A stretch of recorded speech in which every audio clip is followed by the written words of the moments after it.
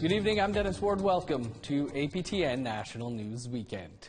It's been nearly 1 year since wastewater leaked from the Kearl oil sands mine north of Fort McMurray, Alberta. But only last month were affected Indigenous communities in the area notified about the potentially toxic spill.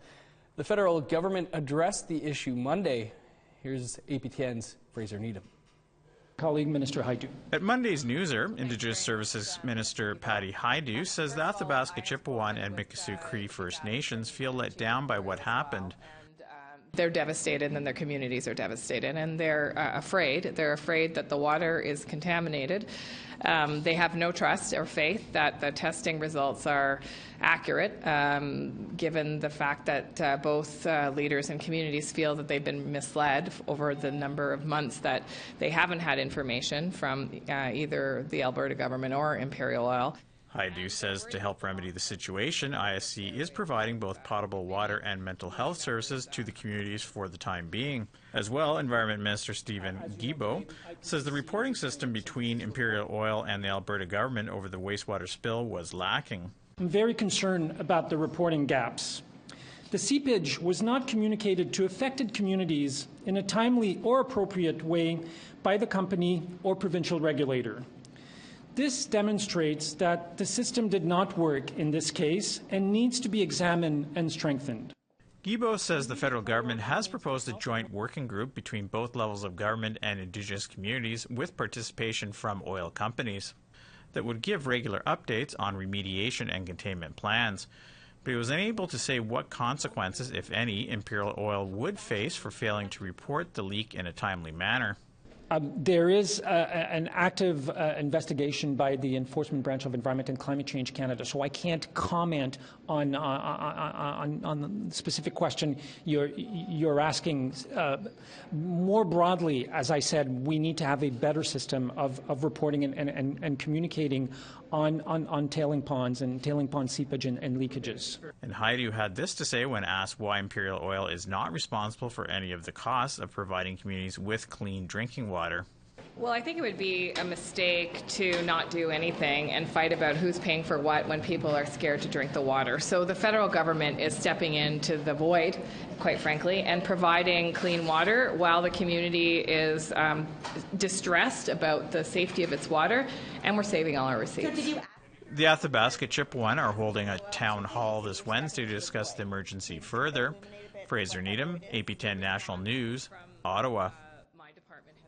Now, Wednesday night, residents of the area around Fort Chippewan gathered at a community hall to hear what Imperial Oil had to say about the leak. APTN's Danielle Parody was there. Imperial Oil's attempt to calm the concerns of Fort Chippewan residents about a tailings pond leak fell flat Wednesday evening at a town hall meeting.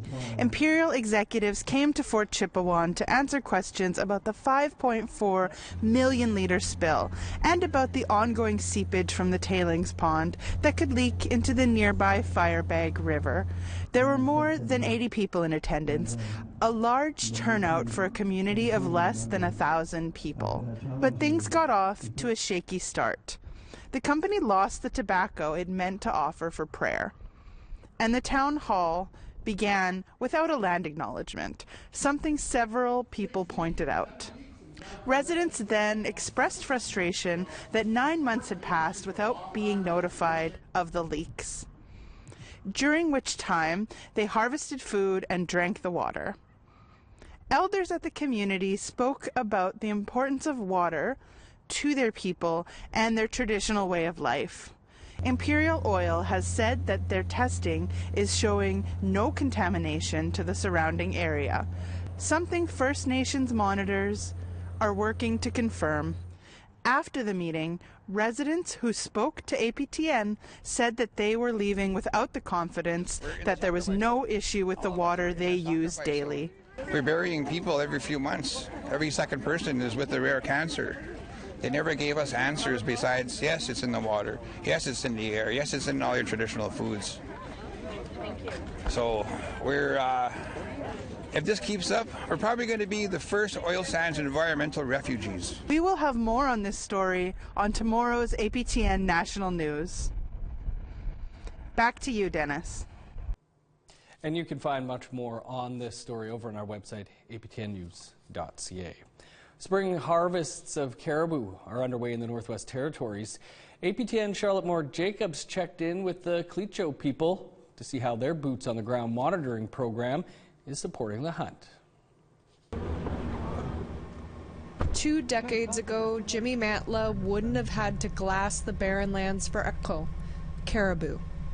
But mines, animal predation, modern hunting methods, and climate change have desecrated the Bathurst herd in the Northwest Territories. From 500,000 in 1986 to just around 6,000 in 2021, a devastating decrease of nearly 99%.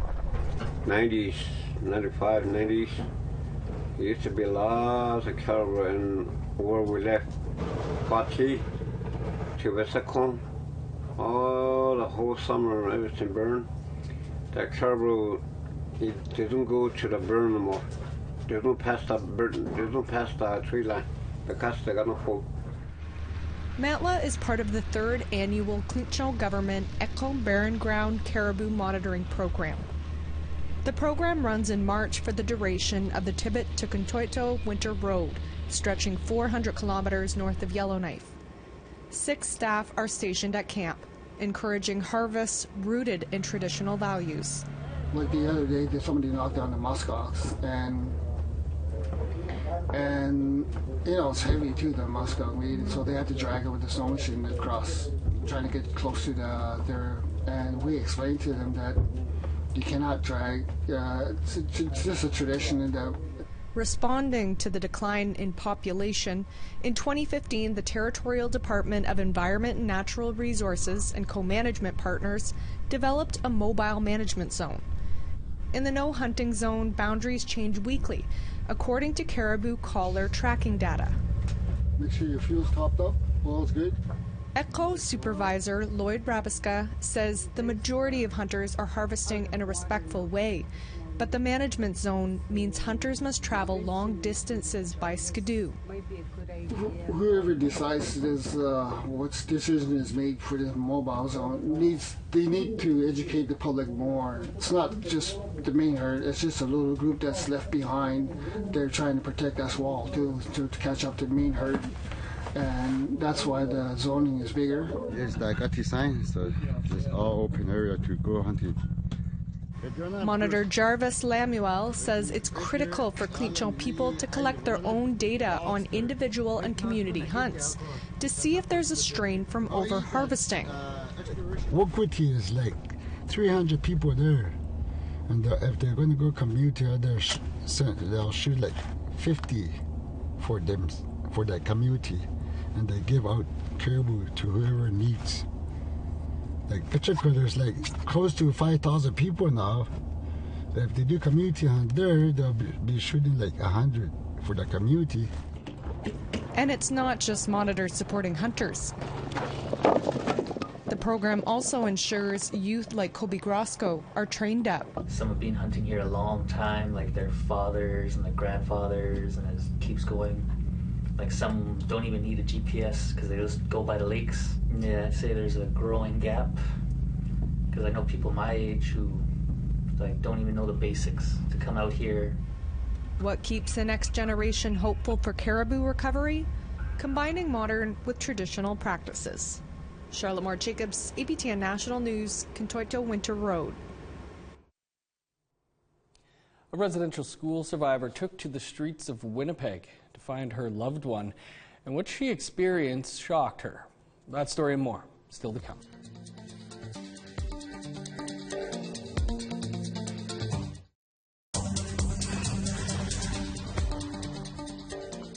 Well, welcome back to APTN National News Weekend. Nova Scotia Liberal Member of Parliament Jaime Baptiste got some good news this week. A parliamentary committee has sided with the Mi'kmaq MP's objections about splitting his riding into two. In a presentation to a parliamentary committee earlier this year, Baptiste outlined how First Nations were not properly consulted on the proposed changes. Nova Scotia's Boundaries Commission will now consider the recommendation. Baptiste had this to say outside the House of Commons on Thursday.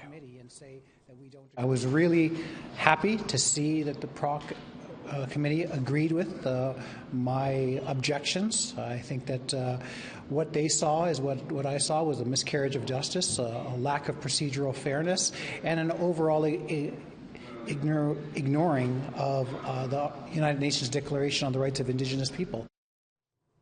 As First Nations in northern Manitoba continue to struggle, their Member of Parliament joined the growing number of voices calling for help. Leanne Sanders has that story. MP Nikki Ashton didn't mince words in question period today. First Nations leaders and members on the ground are clear. They have never seen it this bad. What will it take for this government to act on the humanitarian crisis that is destroying families and First Nations right now? She represents the riding where a number of crises have rocked communities, and recently she visited several of them. Mr. Speaker, First Nations in our region are in crisis, and the government is missing in action. In God's River, God's Lake Narrows, and Oxford House, drugs are destroying people's lives. Manitoba RCMP just reported the homicide of a young woman in God's Lake yesterday. There have been 10 homicides on First Nations in Manitoba since the new year, with both Shamattawa and Opipanipiwan declaring states of emergency in recent weeks. The situation is grim. Indigenous Services Minister Patty Haidu responded to Ashton, but provided no concrete solutions in the forum. Mr. Speaker, recently I visited God's Lake, and I can tell you that the member is right, that we have to do more together to protect members of that community and all communities, Mr. Speaker, that are struggling under the weight of a colonial system that has not invested in their prosperity. Ashton says communities are in crisis due to lack of housing, high cost of living, and unemployment. She demanded immediate action from the government. Leanne Sanders, APTN National News, Winnipeg. A Senate committee heard testimony about missing children and unmarked graves associated with residential schools. And as Annette Francis reports, First Nations aren't getting access to lands where possible graves are located. Kimberly Murray began by describing the many challenges and concerns in getting her job done, including accessing records, gaining access to private land, and protecting burial sites from development. Murray said legislative changes need to be put in place to hold developers accountable. There's no legislation. We have legislation in provinces that tell developers if you find remains, you have to report that. That's too late. In my respectful opinion, it's too late when the shovels hit the bones of our ancestors. There has to be an earlier process to stop the development. We know that the laws, when those shovels hit the bones of our ancestors, and they don't report it to the coroner's office or the police, they rebury those bones and don't tell anyone. We have examples of that across the country. And then they get off and they're not convicted and they're not charged. At a press conference later the same day, Minister of Crown Indigenous Relations Mark Miller was asked about communities that don't have access to possible graves on private or Crown lands. A number of initiatives we can take: the outright purchase of the land and securing for the community in question. But in the face of an unwilling seller or one that is looking to perhaps extort or get really high value off a particular piece of land at the expense of people's emotions, and during a very difficult circumstances, we may have to take other measures in conjunction with the municipality or the province. But Miller added he'll wait for Murray's report, although he said legislation to protect these sites isn't out of the question. Lawyer Donald Worm said that in addition to the federal government, provinces are complicating things by asserting sovereign rights. But now we have little brother, the provincial governments, insisting in Saskatchewan and Alberta, for example, that they have sovereignty over the lands and resources. We have difficulty enough as it is accessing lands where the Indigenous children are buried. under these presumed sovereignty. According to Murray, she will have an interim report in June looking at the scope of possible unmarked graves across Canada and what to do about them. Annette Francis, APTN National News, Ottawa. The inquiry into the treatment, experiences, and outcomes of Innu youth in provincial care will be delayed as further meetings for the rest of this week had been suspended. Our reporter on the ground in Labrador, Angel Moore, explains. I'm here at the Chippewan First Nation, about 40 kilometers north of Happy Valley Goose Bay. This morning, where community meetings were scheduled to take place at the youth center, Commissioner Anastasia Coupe announced that an elder had passed in the community. Then we have to close down the inquiry out of the respect for families that are having a difficult time. The decision to shut down the inquiry came from the community and leadership and those scheduled to share their stories, so the community can come together and mourn. Commissioner James Iglesias had this to say. The people who wanted to give their statement today had been very generous, they're very understanding, and they've said, no, we'll be ready the next time. Elder Elizabeth Panashaway was scheduled to share her story. Instead, she closed today's meeting, but had this to say. I'm very sad. I'm very worried. Sometimes when I stay in my house by myself, I cry. What's going on now? What's going on? So many people sick, so many people died. Young people and old people. The inquiry is delayed until further notice. Angel Moore, APTN National News, Chippewan First Nation. A well-known Indigenous Winnipeg writer went looking for a missing family member in the city recently. She says the experience was eye-opening, scary, and lonely. APTN's Leanne Sanders has her story. She was found in a hotel in one of these places here. And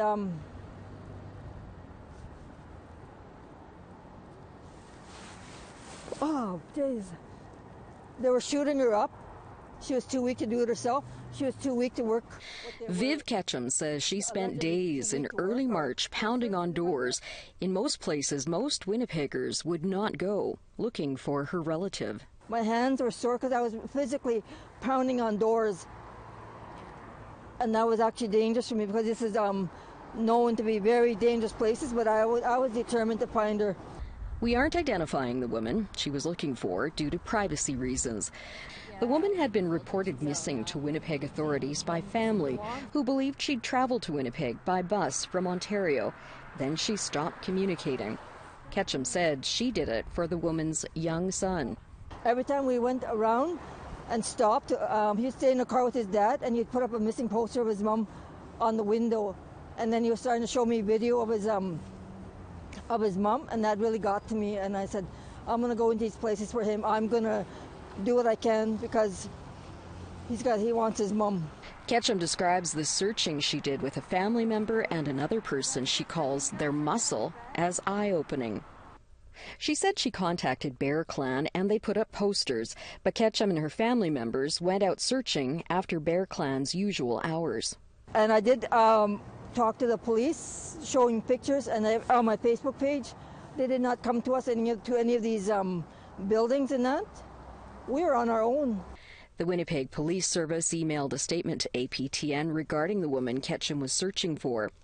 Members of the Missing Persons Unit began to investigate, and preliminary information indicated that the woman had stayed at a shelter in the city on February 24th, 2023.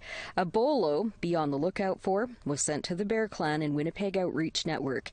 Investigators also began to conduct their usual checks. Soon after, they learned she had recently stayed at another shelter on March 1st, 2023, and appeared to be in good spirits, per staff. Ketchum is hopeful the woman has a strong support system and will continue to be okay. As for the recent measures announced to tackle the issues of missing and trafficked women, Ketchum says she's not sure if it will help. Leanne Sanders, APTN National News, Winnipeg. Time for one more quick break, and then we'll take a look at the greater meaning to some of the spring equinox. Stick around.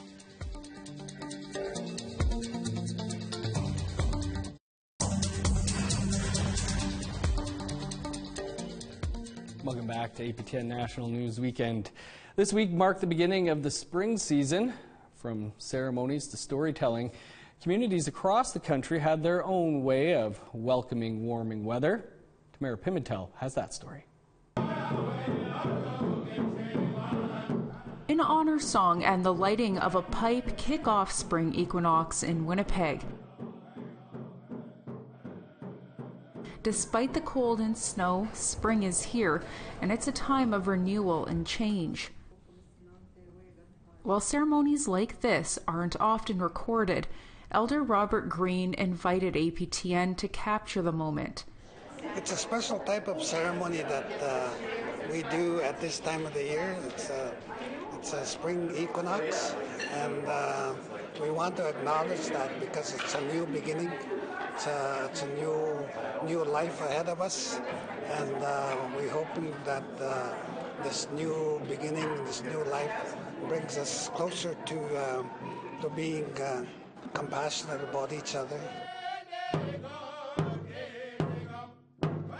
Further east in Burlington, Ontario, spring is celebrated with a healing walk led by Elder White Eagle. A new season, a new beginning. Mother Earth is waking up. It's a time of prayer.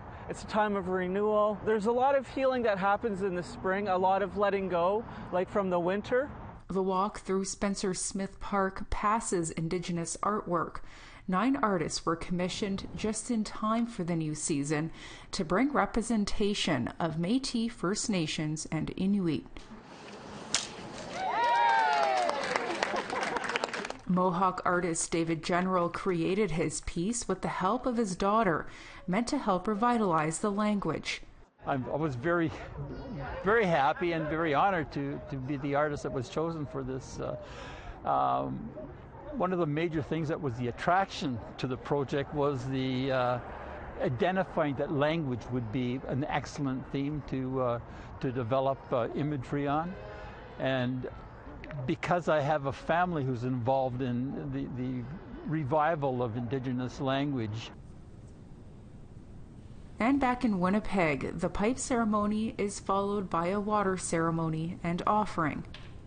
The pipe ceremony is connected with the drum, and it's connected to the water. It brings warmer weather.